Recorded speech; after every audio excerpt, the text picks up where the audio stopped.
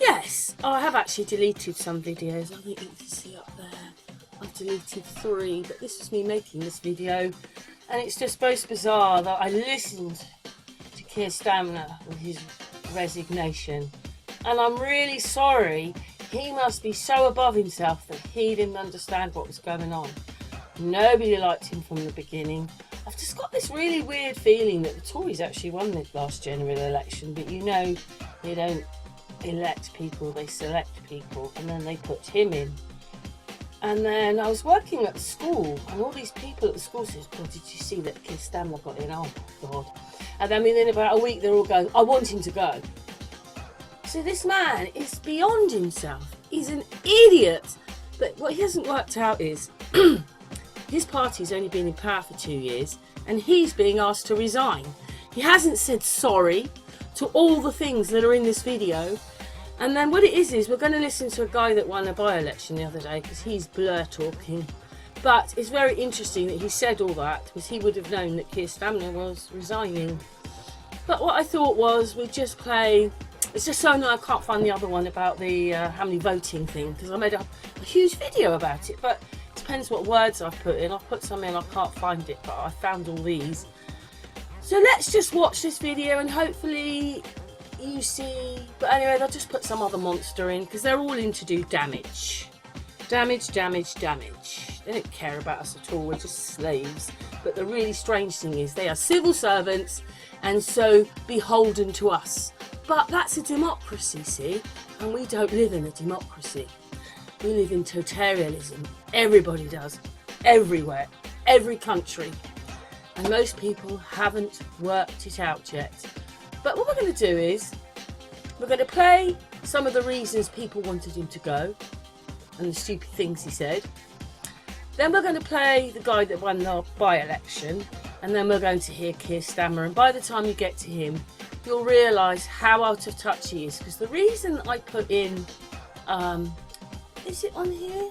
That's this one. The reason I put this one on, it's a video I made yesterday, and it's on one of the channels. The reason he says all this stuff that he wants, we want a better England, all this stuff, is because he knew Keir Starmer was going. So it's just blur. I thought it was blur talk. I called it blur talk. But anyway, let's just watch the video.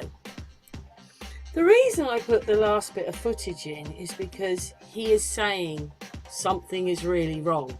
But he's in the party that did it, that carried on damaging, because that's all they're there for, is to damage. But anyway, because I put the rest of the video, we'll hear Keir Starmer resigning. And when you've listened to the bit before, surely you can see how out of touch he, or his character, how out of touch it really was. And just to add, but it's really annoying because I found all these videos over the last, say, 4, 5, 6 years that he's been around. I couldn't find the one I wanted to show because I made it. And what it was is I went and looked up the voting in a few places, and only 40% of the people voted, and he got 30% out of that 40%, but it's not 40% now, is it? We say it's 100, and he gets 30% of that 100. So he never won with the majority. Maybe they had more votes, but I think the Tories won and they stuck him in, because don't forget, they're not elected, they're selected. I still think people voted Tory, but I don't know why, but that's what I think. But he didn't get in with the majority. He got into power with a minority. And so they never once talked about the fact that that was a vote of no confidence, because only such a small amount of people voted for him. In reality, no matter what they said or they showed you, he got in a very small minority. Well, it's not a minority, not a majority, a minority. Got in with a minority. And, you know, because that's how you do it. So only 40% of the people voted, and now turn it into like 100, and he got 30% of that 40, 100. Do you see what I mean? He got a very small amount of voting. And this man is just totally out of touch. But let's put the video on now. So Keir Starmer has told ITV that he wants to be Prime Minister for the next 10 years. In an interview with the Tonight programme, the Labour leader said he would aim to grow the economy by 2.5%, as well as revealing more about his family's Jewish faith. He spoke with our UK editor, Paul Brand. Please welcome to the stage, Keir Starmer. The campaign will be over in a week. He could be in Downing Street within days. Hi, Sir Keir, good to see you. Good to see you. Now, Sir Keir Starmer tells me he wants to stay there for 10 years. You've talked about a decade of national renewal. Do you want to be Prime Minister for a decade if that's what the electorate wants? Oh, I want to see that through. It's my phrase. You serve a decade? Of course. It's a long old time to be a Prime Minister. It is, but those are my chosen words. A decade indicates how long I think it's going to take for the fundamental change, which will see a country transformed, and that years later people will be able to look back and say, that was a real game-changing government. You'd be 71 if you were Prime Minister for a decade. You got the energy to be Prime Minister at 71? I'm determined to see this through. I've certainly got the energy. But what would he do with that decade? He's promised to grow the economy rather than the tax bill. But some say his aims are either unclear or unrealistic. It just seems to me that growth is sort of the new magic money tree, though. What kind of growth do you want? Do you want 1%, 2%, 3%? What do you want? The highest sustained growth in the G7. So what is that, which roughly? is ambitious. Well, the highest sustained growth, I mean, that will be determined over time, but to be the top of the G7. Okay, but that is, you have to appreciate that is slightly meaningless, because it could just be 0.1%. We could even be in recession and still be better off than the rest of the G7. We want significant growth. You don't know. I don't accept this defeatism. I understand the challenge you're putting to me. Just be nice to have a ballpark figure of how large you want the economy to be in 5 years' time. Under the last Labour.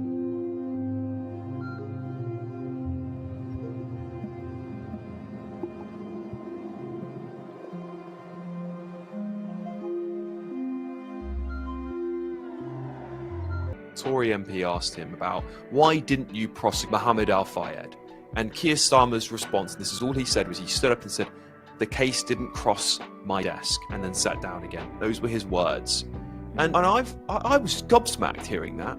I was gobsmacked. Nothing more to say going, this is absolute tragic what happened, we should be looking more into it. Nope. Didn't cross my desk, not my problem. For politicians to be so brazen about their failure. Put it this way, I spent a long time in business, right? I've spent 12 years in business now. If I oversaw my team covering up something so high profile like that, I would be to blame for it. I would be roped in front of the board, and they'd say, how did you let this happen under your watch? This is your team, this is your department, and you have failed to hold your people accountable. I couldn't just say to them, sorry guys, didn't cross my desk. They go, what do you mean? You're negligent, you're ineffective, you are a poor leader. And now that man, Prime Minister, the person who is now shrugging his shoulders, didn't cross my desk. Jimmy Savile didn't cross my desk. Oh, the 2 years, the post office scandal, oh, didn't cross my desk. Oh, the 2 years, those grooming gang victims before that didn't cross my desk.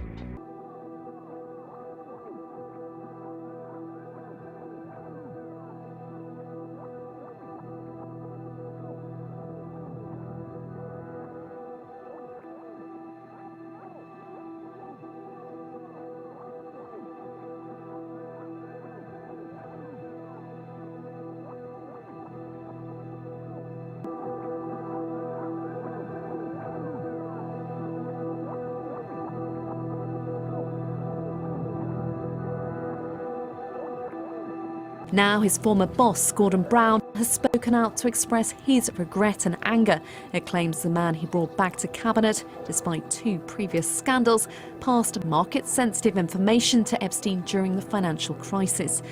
And the ex-PM says his successor, Sir Keir Starmer, is in a serious situation after appointing Mandelson US ambassador. I am sorry.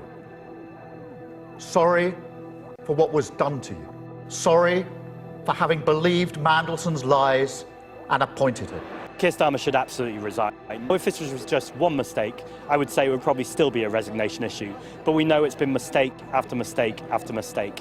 Keir Starmer has lost the trust and confidence of the British public, and it's very clear it's time for him to step down. Well, all I ever hear is people not liking this person, Keir Starmer, anymore. They want him to go. And when you hear this video, if he is saying things like this and it's been picked up on a video, It just shows you he's as big a look as Boris was. Our supporters are beyond thick. That's what he thinks. This person's made a video. It's on TikTok. Let's listen to it. Oh my God. This is staggering. You all need to listen to this very, very short video clip of this individual. And if you put an X in a little box for him, well, you most definitely need to listen. Turn your volumes up to full now. I don't care what you guys say. Look, I think we've got away with this one. Our supporters are beyond thick. They won't care if we just hand over and lose Rochdale. As long as we're scoring points with Israel, their supporters are beyond thick. Our supporters are beyond thick. Oh my days! So there you go. Beyond thick. You heard the words yourself. Our are beyond thick. And that's the individual who you all put your trust in. That's how he feels. Wow. So first there was the clip about what he said about people in Liverpool, and now there's this clip about what he says about everybody. Absolutely amazing. I made this video yesterday, and the reason I made it was that he won a by-election, but a few days ago. No wonder he was talking all this blur, basically, because the Prime Minister's position, which he knew about, was coming available, and he says all this stuff as if no one's ever tried it before, or let's just say they all say these things, but when it comes to it, you never get what they say. You never get what they've told you they're going to give you. So it's all just a load of rubbish. This is blur talk. We're 2026. We deserve better than this. But anyway, let's listen to what he says. Quite a clear call for change. In fact, I would say it was more an instruction that things had to change. And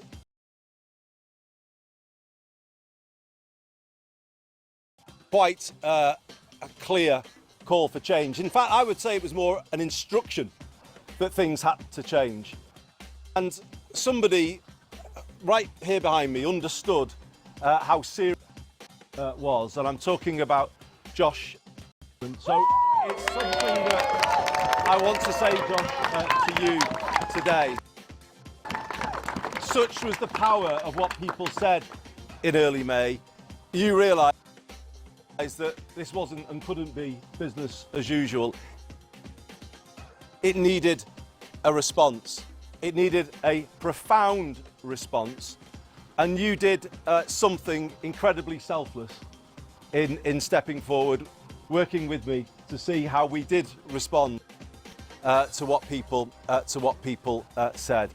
It is a significant sacrifice that you, Leah, who is somewhere, I think, over there, wherever you're there, Leah, and the family made.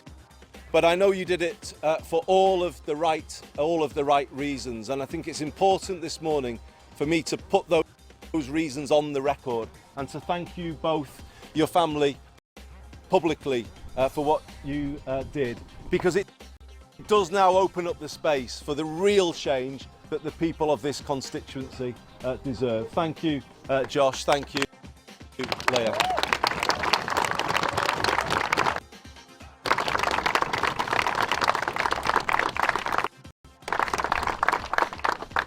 So what is that change?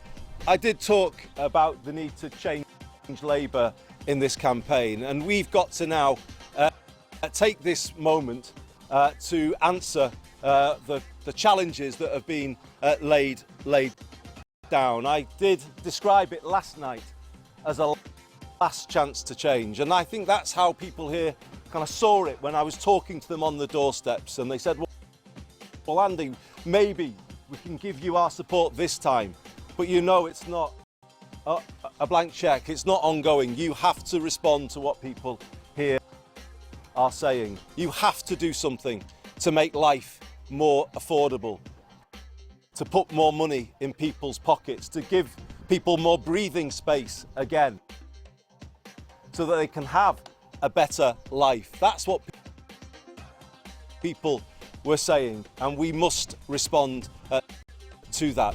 We need an economy that works for everybody, not a few in far off places from here. An economy that works for people right here. We do need to bring down water bills, energy bills, rail fares, just as we've brought down bus fares in Greater Manchester to make life more affordable for people.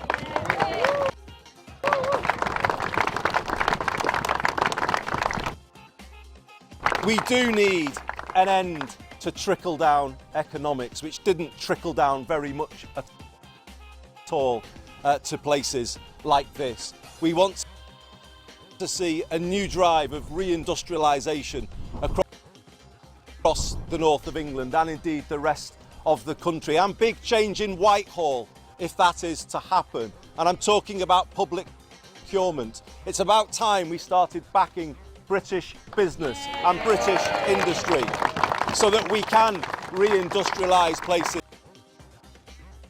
like this. And yes, let's change the education system so that young people growing up here have clear paths into that new industry. No more an education system dominated by the university route, but an education system that offers a path for everybody, academic and technical, in equal balance. That's what we need if we are to change this. And when I say change to public procurement, as a result of using the power of it, get more work placements for people, a guarantee of a work placement for every 16 to 18-year-old who wants one, the guarantee of an apprenticeship, the kind of changes that we need if we are to give young people growing up in this part of the world. And yet, a change too from the Home Office. I heard on so many doorsteps people's concerns about the unfairness of the immigration system, that cut price approach to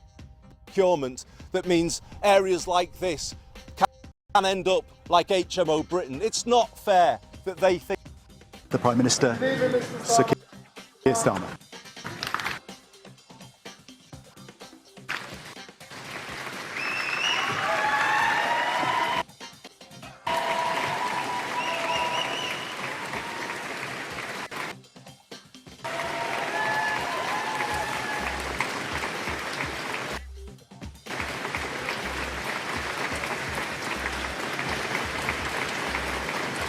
Thank you.